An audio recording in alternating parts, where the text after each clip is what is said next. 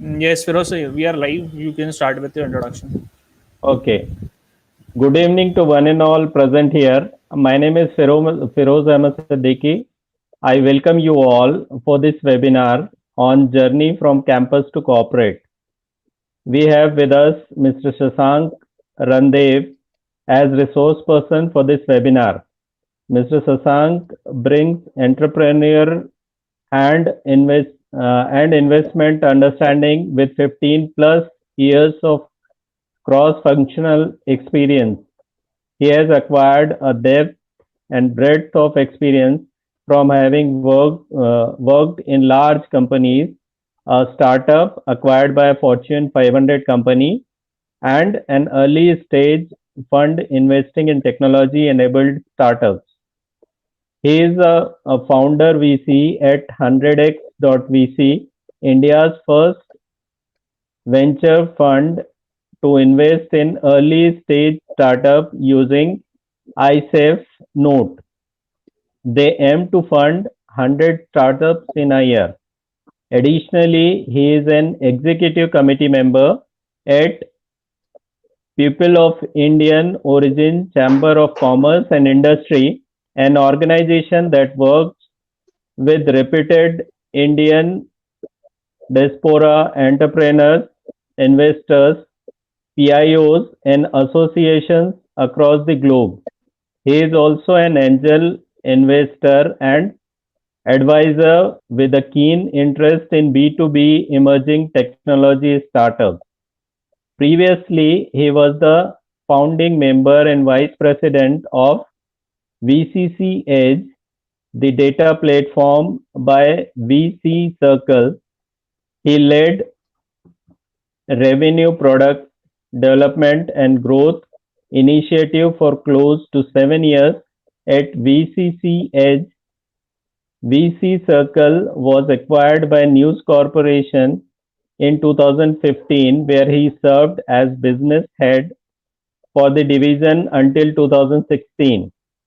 He has also worked with NIIT Limited and Gensar Technologies Limited.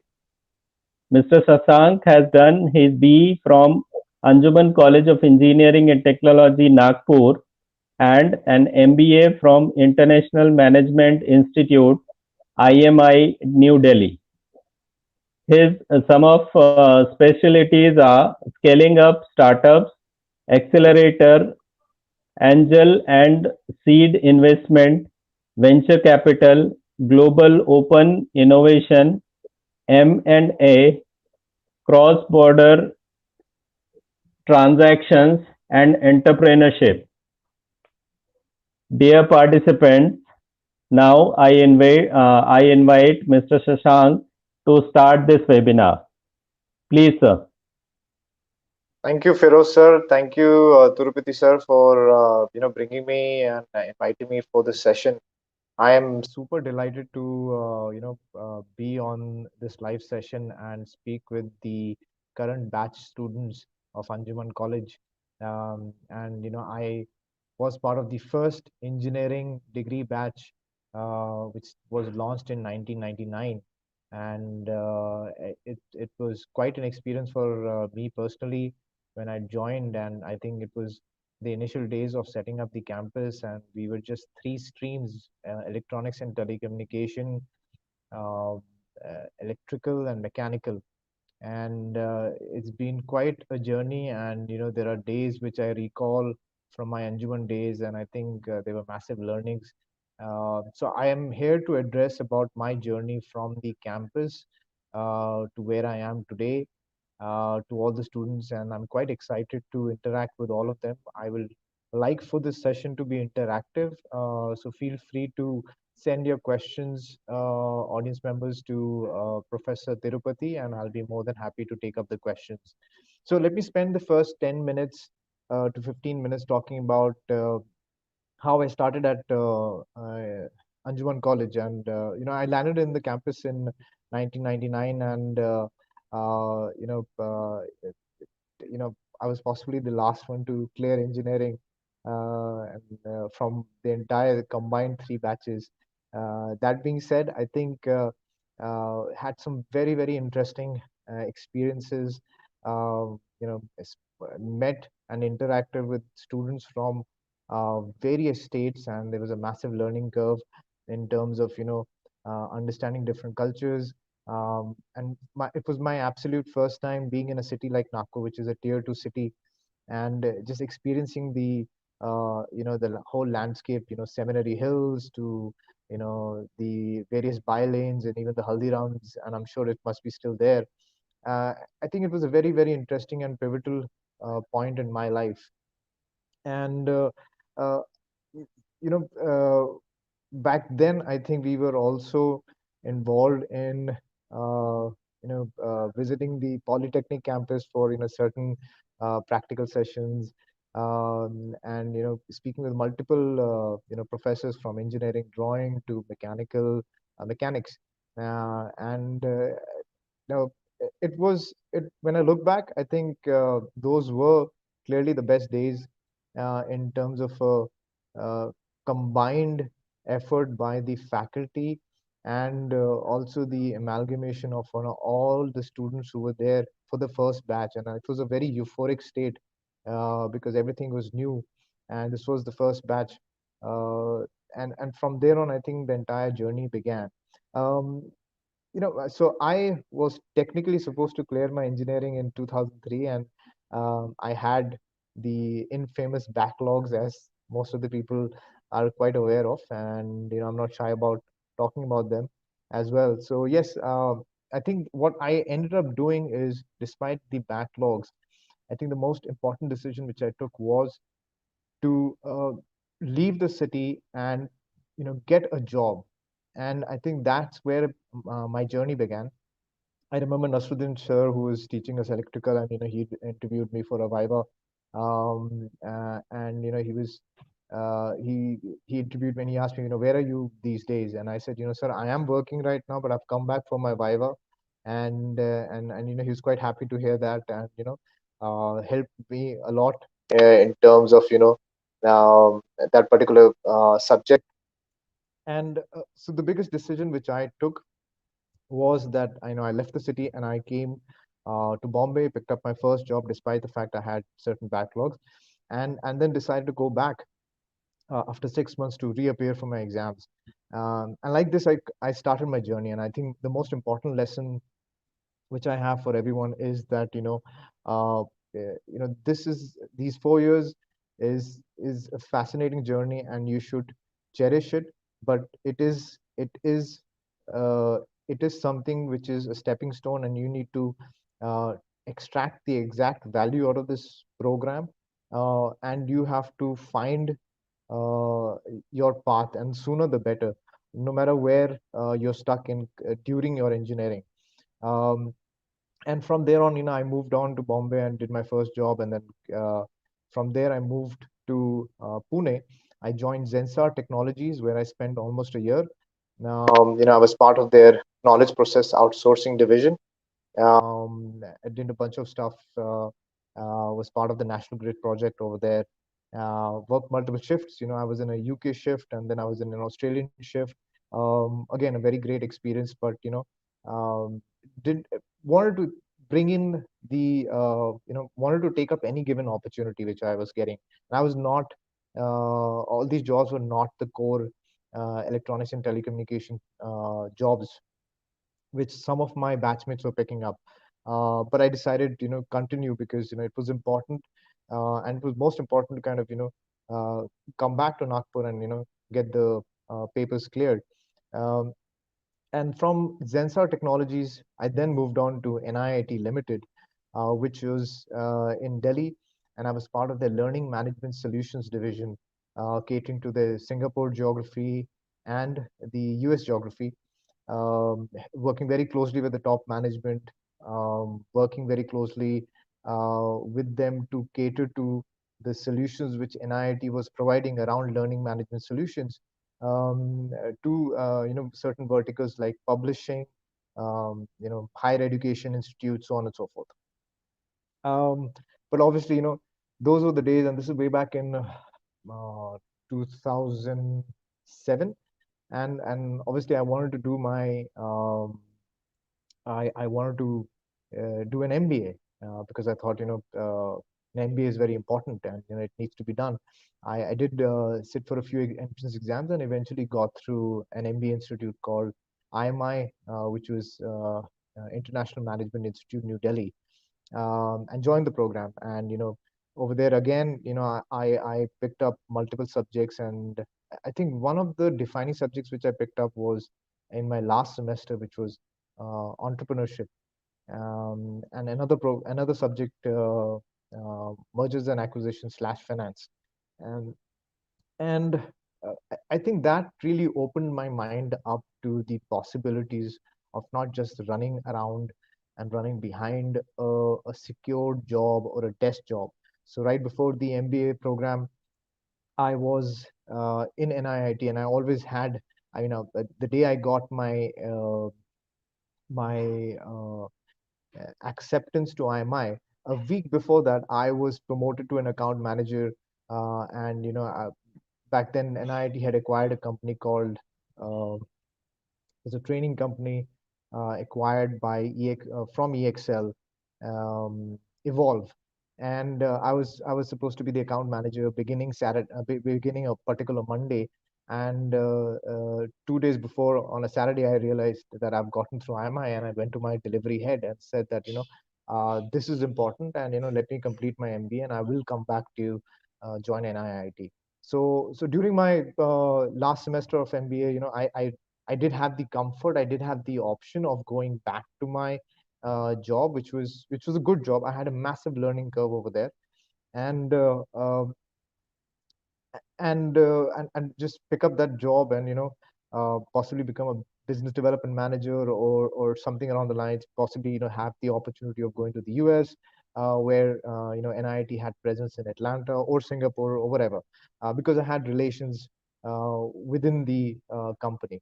Um, and and and then 2008 happened, and I was part of the placement committee, where I was supposed to go down to Bangalore, meet with a couple of companies, to introduce the batch for placements. And September 2008, I land in Bangalore to pitch to a couple of companies, one of them being Target Corporation, and a couple of others, Emphasis, and so on and so forth. And we opened the newspaper in the morning, and we realized that the 2008 crisis has hit. Lehman Brothers has happened. Not that it would have immediate effect, but within a few months you will see the impact of it. And so we did. We were supposed to pass out in June, and again, ironically, I think the entire batch got placed. And despite the fact I was part of the placement committee, I was not placed. And again, but I had the opportunity to go back to NIIT, so that was always in my hand. But because I had taken up entrepreneurship and M&A and finance, obviously I was uh, introduced to the concept of startups and the concept of building out newer companies and newer products, theoretically.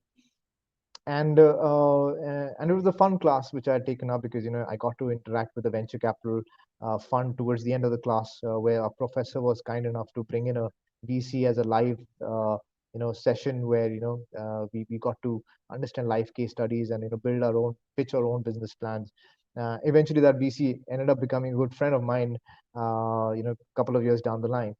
So um, uh, so yeah so I was unemployed, and sometime in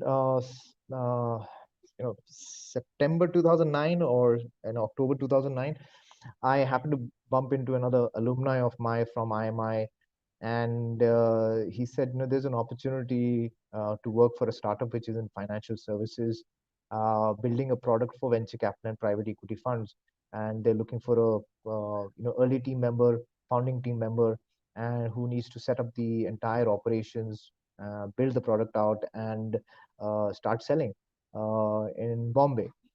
And I jumped on that opportunity because I was anyways used to moving from one city to another, and I didn't mind that.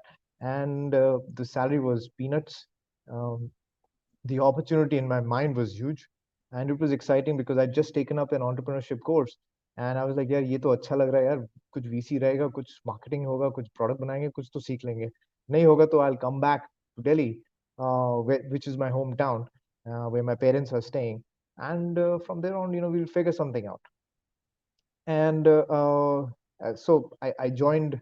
I then became the founding member for a company called VC Circle, where I was in charge of their SaaS platform called VCC Edge, which is a research portal for venture capital and private equity funds. And we built that portal out. It was a primary and secondary research tool for private equity funds and venture capital funds. And I didn't even understand what a private equity fund meant.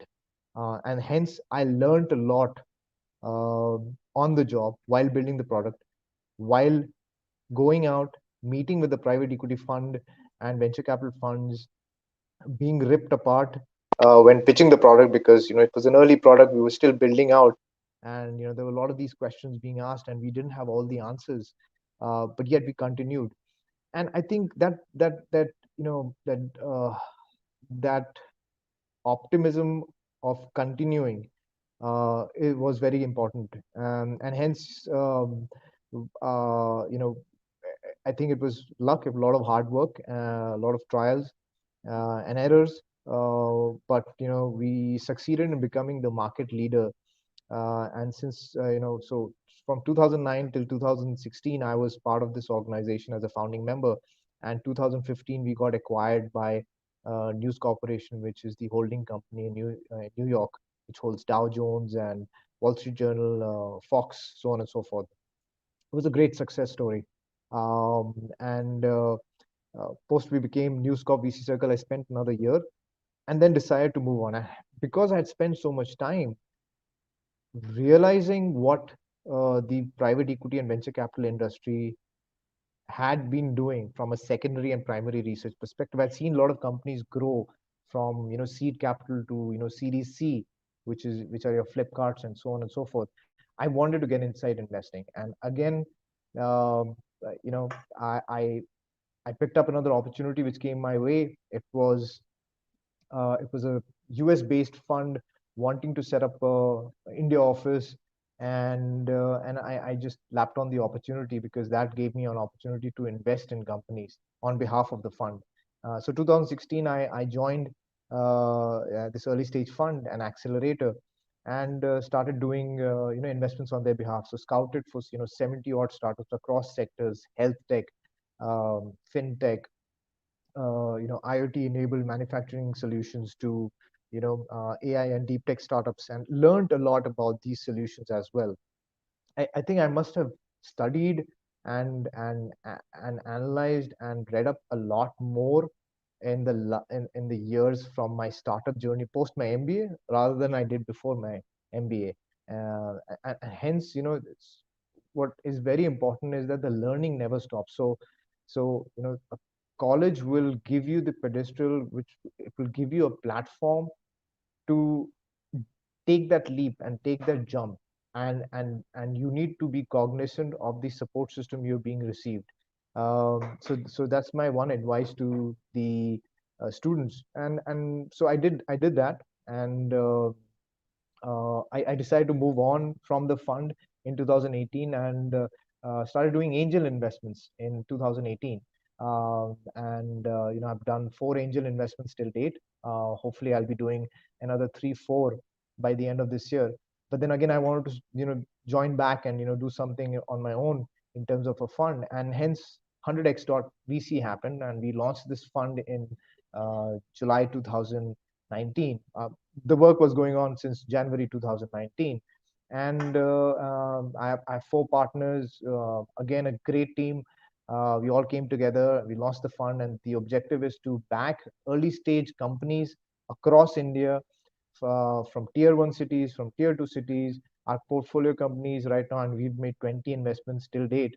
And we're just closing our next set of 10 investments, and they come from all across the country. So from Guwahati, from Indore. We're looking at certain companies from Nagpur, Mumbai, Delhi, Chandigarh, Chennai, Hyderabad, Bhubaneswar, so on and so forth. So 100x was then launched, and it's a fund uh, which is going to be investing in 100 companies. We intended to invest in 100 companies a year, but due to COVID, right now we're looking at closing the year at 60 odd companies.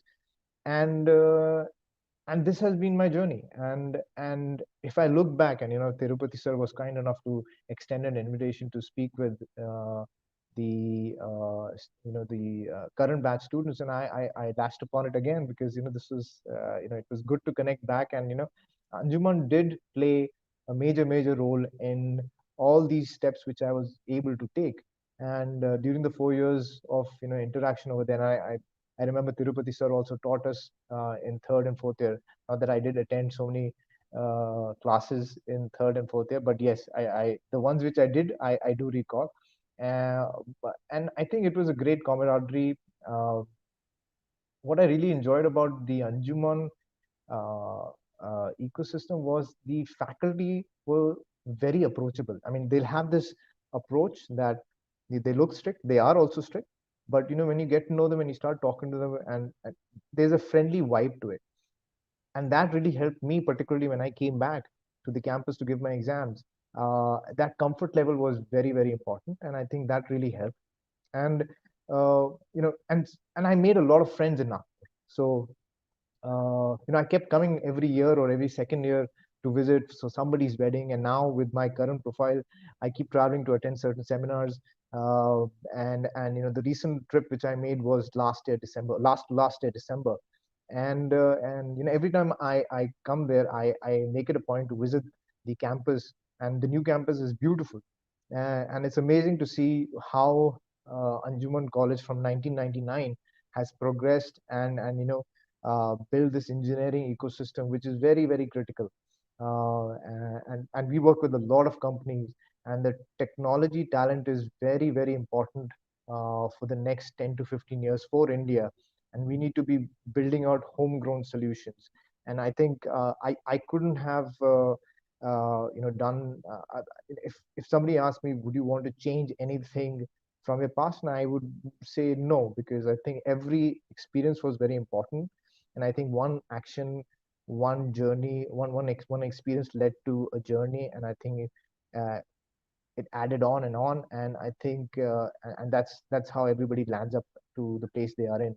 So it's very important to acknowledge that. And I really acknowledge Anjuman's effort in terms of creating this ecosystem.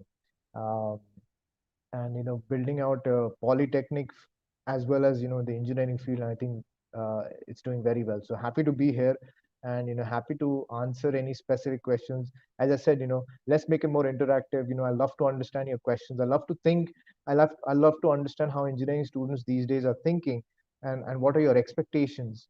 Because you're talking to the wrong guy if you're asking about placements in a large company. Because I would encourage everybody to build out their own solutions or become part of the whole startup ecosystem. Because more than ever, now is the time to be part of this whole startup initiative, which is being uh, supported at the national level, also at the state level. And I'll talk a little more about what of those initiatives during our conversation. But even if it's addressing questions around, how can you get into corporates? Yes, you should experience corporates. Why not? Because it's important. But again, excited to be here, and very keen to interact with all the students. So thank you again for having me, and over to you, Professor Tirupati.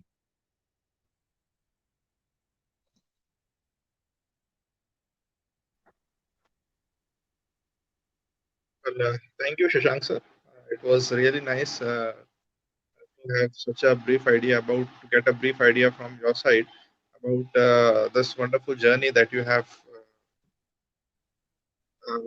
seen, and it was really justifying to know this webinar. You were on the right track, that from campus to corporate. How was your journey from campus and now moving to corporate? We have taken few questions. We'll be taking questions from students as well. But before that, our training and placement department have taken few questions. Just like to ask, and we'll be happy if you can elaborate on that. Uh, my Sure. first question is my first question is that uh, how do uh, how we can determine any startup idea so that it can become a business. I mean, how someone can have an idea that his startup can become a business. That's a great question, I think. And the core objective when you're starting out is, if it's an idea, and I some people might not like what I say, but ideas are dime a dozen. All it boils down to is execution. And then as a function of execution, you need to ensure that whatever you've built out eventually sells, and you don't fall in love with your product or solution. It's a business which you're building out.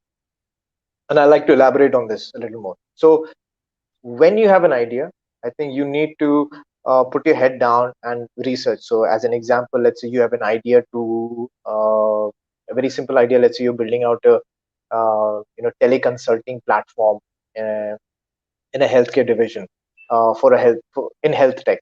uh, Idea is good. Now, within your resources, within your bank balances, within your known network, can you build out a POC slash MVP, which means proof of concept or minimal viable product with whatever resources you have.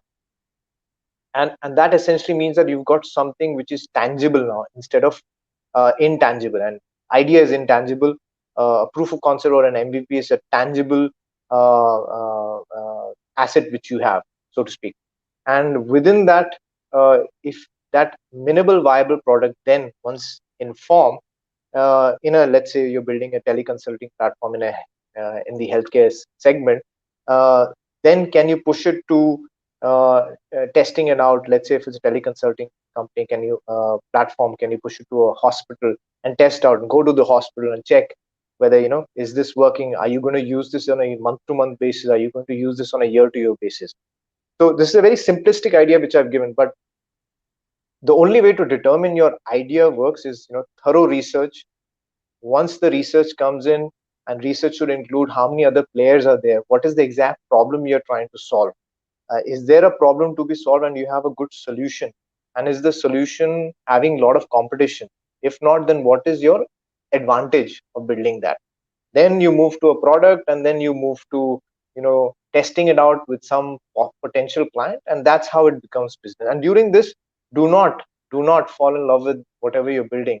It should sell, and it should become a business. Sometimes entrepreneurs refuse to pivot, and pivot is a common word which we use in our ecosystem, where if you build something and something's not working, you need to iterate it, you need to change it, and ensure that it is perceived as a product which can be bought, uh, and so that it continues to scale. So you need, and some founders don't do it. They're like, no, my product is perfect, and I think people want to buy it, they'll buy it. They don't want to buy it, they won't buy it, and that's not how it works. So from an idea, uh, do your research, try and understand your competition, try and understand your unfair advantage, try and move to a minimal viable product, to a proof of concept, test it out, and that's, I think, one way of determining whether your idea is a tangible business or not. Thanks a lot. I think thorough research is the proper word we should use for it. If we want to know that our startup idea can become a business, right? Now, the second question which we are having is it's a very common question that comes in our mind whoever is starting his business is that what would be the startup costs and other expenses that will be involved in this whenever we want to see that our startup idea should grow as a business. So it depends, which segment you are in, right? So if it's a asset light model which you're building out, so let's say it's a technology platform. So your costs are going to be in terms of somebody who's developing it, either a developer or a coder, and founders. If you're a founder or your co-founders, you're not supposed to be drawing salary, so that should not be a cost. So keeping your cost bare minimum till the time you reach a minimal viable product is an advice we give to founders, because if you're able to keep your cost low, and there is no way of determining which cost initial days, I think most of the founders don't draw any salaries, and they're putting in their own saving, and they're working out of home, so they're not spending on offices, they're working out of they're hiring interns, and they're trying to build out products and solutions, or an IP with these resources where there's bare minimum expense to be given out. So once your once you determine your in order for you to determine a cost and other expenses, you need to first reach an MVP stage and put in your savings and put in your man hours in building that piece out. And then once you start, uh, you know once you have this MVP in place, and once you manage to get the first client, I've seen most of the founders who burn through building out a product, and then once they get their first client, that's when they start putting in the money into the company. So my recommendation is, don't worry about the startup cost and other expenses right now, because if you're a two member team, essentially investors are expecting you to put in your own money. And again, this question is very broad. So if it's an asset light model like a platform, there are different expenses. If it's an asset heavy model where you want to set up a manufacturing plant, then that's a completely different setup where expenses are huge, and therefore you need to apply for certain schemes and so on and so forth. So two different models, asset heavy and asset light. So you'll have to determine which bracket you fall under. Thanks a lot, sir. Again, sir, you have answered my next question partially, but I would like to go in little bit depth of it. That if suppose if I'm starting a business and I want to know about the startup costs and expenses, and even if I calculate it that yes, this much would be the cost. So and if I'm not having a capital for that, so if I want to go and search for some financial part with some private players or government subsidies, then how can I search for it? It's a great question, and I think, and that's what I would referring to during my initial talk, was that you know no better time to be starting out or building a startup than 2020. And the reason for that is, today for the first time, students from colleges have the opportunity to build out solutions and not worry so much about infrastructure. Don't not worry about initial expenses, and also to a large extent finance. And I'll explain how. Over the last 5 years, there has been an abundance creation of incubation centers, and I'll for I'll try and explain how the venture capital business works. So we invest money into companies where companies have a product which is about to start selling, or they have traction or early revenue. Now, in order to reach that journey, founders need to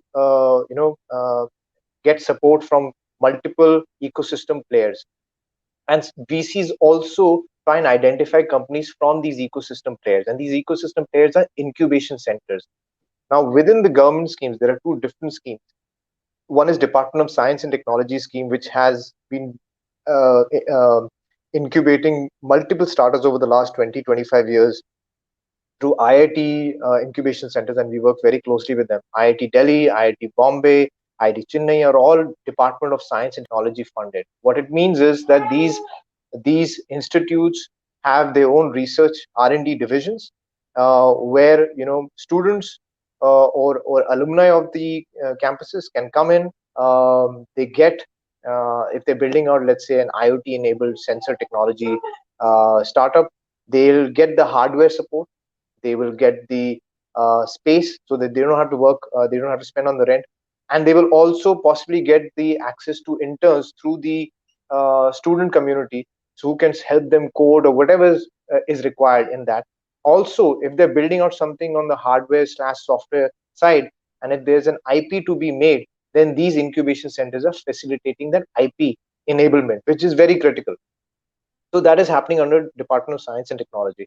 Over the last 5 years, there's another initiative by the government called Atal Innovation Mission, where it has opened tinkering labs and Atal Innovation incubation centers across the country. And many institutes have that. You've got a lot of MBA schools who have Atal incubation centers, a lot of engineering the institutes who have Atal incubation centers. And again, the same format. They give a space, they give you access to instruments, they give you access to support system in terms of mentorship, in terms of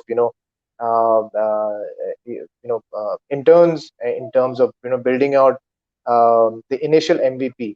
And most importantly, both these um, processes also have access of giving you grants. So Niti Aayog is a scheme under the government which gives you grants, 5 lakhs to 10 lakhs to 50 lakhs. There is PREAC, which is in health tech and hardware enabled uh, uh, you know uh, uh, grants, and these are non-equity grants. So these are literally grants up to 30 lakh rupees where you can spend that. And if you feel at some point in time that my expenses are increasing and I need support, but I'm still not ready to raise venture capital money.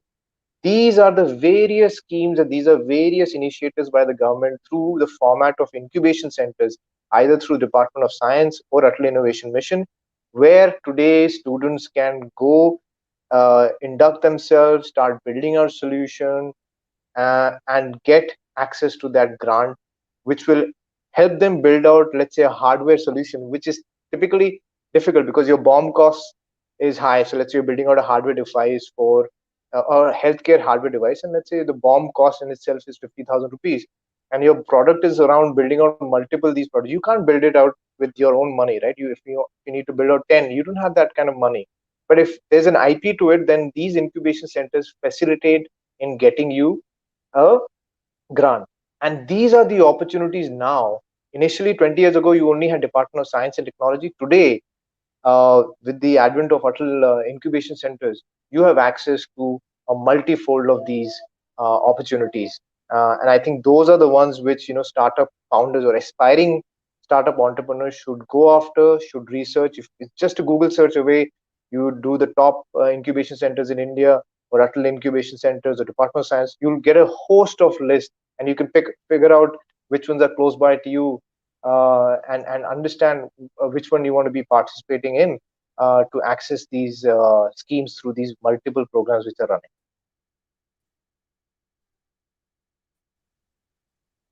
Hello. Thank you, sir. It was a very quite elaborative answer given by you. We are very happy to know that so many schemes are available, and definitely those who are willing to go for these startup ideas must explore these schemes as well. Now, sir, we are having a lot of participants with us. We are having a lot of just before going to these participants, one basic question. Uh, I guess it is not of much significance, but still, it often comes in our mind that whoever is going for whatever startup, is the land which he is having is of significance for going of any startup to go in any startup. I mean, how big should be the land or the location of the office? How it should be?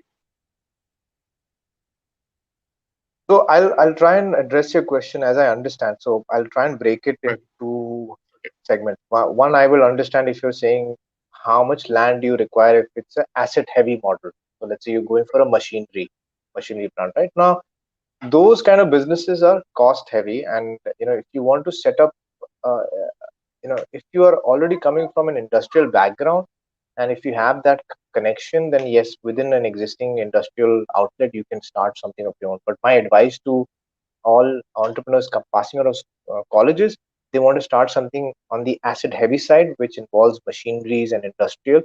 My recommendation is never set up a plant, uh, because that is a heavy cost. So you don't need to do that. There are multiple solutions. You can partner with third-party manufacturing plants, and what is required right now is, so let's say for an example, and there are multiple of these plants on the outskirts of Nagpur, which has been operational for the last 50 years. Doing some amazing work and contributing to the economy. But now, from a machinery and manufacturing perspective, need of the hour for particularly now during COVID, is automation, and how these existing plants can be automated and to predict their downtime and uptime through IoT enabled solutions. So if anybody is trying to build a solution around that, within manufacturing right now, then they should be focusing on that opportunity, because those kind of startups have a higher probability of scaling. Uh, uh, Coming back to your asset heavy in terms, if you want to set up a plant, uh, then my recommendation is, there are multiple schemes under SME, small medium enterprises schemes, which are quite different from startups, and I think those are the ones which the founder should apply for and understand. Again, there is a very different mindset required. Another way of looking at it, the other part of the question is that, if you're developing an asset light model, so let's say it's an engineering product, let's say you're building a platform, a SaaS platform, software as a solution, and you require, 3 4 engineers, and you require, you're two co-founders, one is a business person, the other is a product officer or a CTO. How do you go about it? Well, you can start working from home, because I think the entire world now is working from home. We are communicating through StreamYard. Pre-COVID, I think, a lot of these sessions were in person, where people were visiting each other, a lot of conferences were happening. So I think now it's become more collaborative, so a lot of things can be done from home. That being said, before COVID also, I think the whole working environment had changed. You necessarily did not need to buy a house, buy an office, or even rent out a large office, or let's say 2,000 square feet. The whole concept of co-working has come into India, particularly very prominent in tier one cities. I'm not very sure how it's picking up in tier two cities, but I think there are some models which are evolving, and that is, I think, a wonderful example of how current enterprising entrepreneurs can leverage their cost, because over there you have to pay by the seat. So it goes as low as 3,000 rupees per seat, and which gives you access to printer, Wi-Fi, coffee, and most importantly, it gives you access to a larger community of entrepreneurs, or larger community of other companies which are working within that co-working space. So let's say today you're building out a SaaS platform, you've got a marketing agency besides, 4 chairs down the line can become your business partner. So I think co-working scenarios need to be explored when you're building out such models.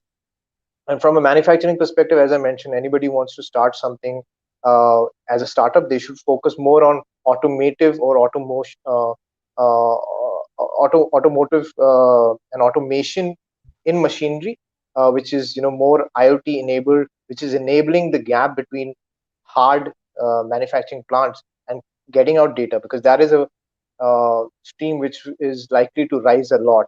And if you really want to go ahead and set up something from a land perspective and industrial unit, then there are multiple schemes under the small medium enterprises schemes, and those are the ones which the aspiring founders should go after.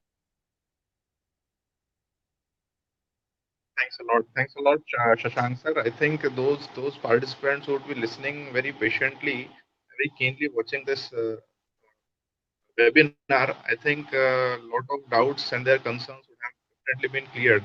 I think I have taken a lot of major chunk of questions. Now we are having participants with us, various participants. I'm sure that they'll be also very keen to ask questions from you. So I will just hand Sure, over the session to Firoz Ahmad Siddiqui sir. He'll be taking questions from the participants. Firoz sir, over to you. sure. Thank you. How can we set ourselves apart from others who wanted to do the job rather than planning for the startups?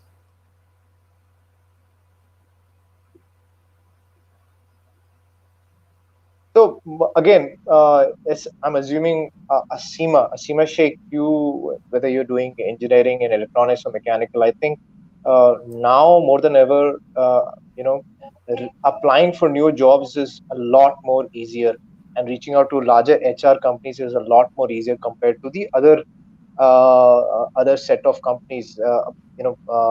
Before, when we were, during our engineering days. Why? Because there's a platform called LinkedIn, and I will encourage everybody to be very active. It's a professional networking website, and if you create your own profile over there, there are multiple job openings per city, per field, from freshers to experienced people with 2 to 3 years to 10 years of experience, and there are a lot of opportunities over there, and that's become a great way of uh, identifying jobs in your whichever domain you're interested in. So uh, I think you should be leveraging these platforms today more than ever, because the entire hiring team of other companies are also on these platforms and scouting for new talent. That's point number one. Point number two is that uh, now during COVID, and this is the rationale behind it, that people are trying to curb their costs.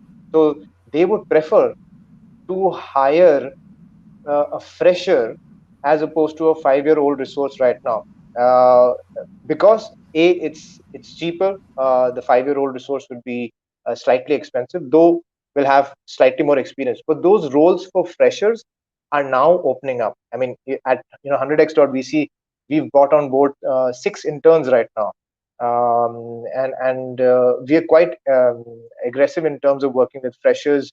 And I think most of the companies now, from FMCG companies to electrical manufacturing companies to a lot of industrial companies, everybody is open to bringing on board freshers, and the best way to reach out to them is through platforms like LinkedIn. So I'll strongly urge you and other batchmates of yours to create your LinkedIn profile and become very, very, very active over there. Sir, Praveen Sahai is asking, what are the requirements beyond having good idea for business and to make it a big success? Hi, Praveen. So yeah, Praveen is a good friend and he was a batchmate. Uh, so besides having a good idea, I think for building a business and to make it big is it needs to continuously scale. So the total addressable market for whatever you're building out, it cannot be a fancy project. It needs to address a large enough market for it to become big. And if whatever one is building out, if the total addressable market is large enough and the serviceable market within that is large enough, it will continue to grow. And let's say in India's current time, where you've got the advent of cheap data, cheaper handphones, tier 2, tier 3 cities have immense data penetration, which we both of us did not have when we were doing engineering. And if, let's say, if you can build a and I was just referring to a teleconsulting platform or mental health platform, so let's say for females, those kind of solutions are becoming big because there are issues within healthcare which are being addressed right now through cheap data. How big is that market? Very huge market. Now, once you've addressed that, then the next point is monetization, and can you build a business around that? So I think idea is just the beginning. I think, and when I refer to the research part, I think research will cover the total addressable market and the serviceable market segment. Not easy to calculate. It's a combination of passion and your grit to figure out, do you really want to go in this space and scale. And then again, there's a lot of luck factor. If you're building something out and regulatory challenges come in, and depending on which sector you are in, if you're in logistics, there could be some state level regulations. Export businesses, state level regulations. If you're building out a hardware product, and we've seen a few of those companies, particularly in the IoT space, where they were importing the hardware from China. Now that while it was an interesting piece and an interesting business, if if if the entire import was dependent on China, then that is a big question mark in 2020. So these are the factors which I think affect a lot of lot of growth plans, and I think it keeps evolving, keeps changing, but I think it's important to keep these in mind. I hope that answers. Otherwise, Praveen, I will call you up after this call and we'll have a discussion. Sir, there is one more question from Praveen. Startup in asset heavy sector, how long they take to break even? If you can give some examples. I really can't, because as a early stage seed fund at 100x, and my previous journey as fund manager at my previous fund, we were always looking at asset light models because of the kind of capital which we give. So usually, venture capital firms do not invest in asset heavy sectors; they invest in asset light sectors. Private equity funds tend to invest in asset heavy, and depreciating assets, or distressed assets, and that's a different level of investing. So I wouldn't know, details, too much details about the asset heavy model, because we've not done that. I've never done a asset heavy investment myself.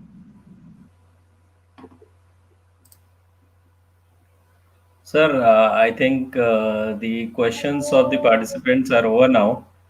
And Okay. over to Ramizuddin sir for further proceeding.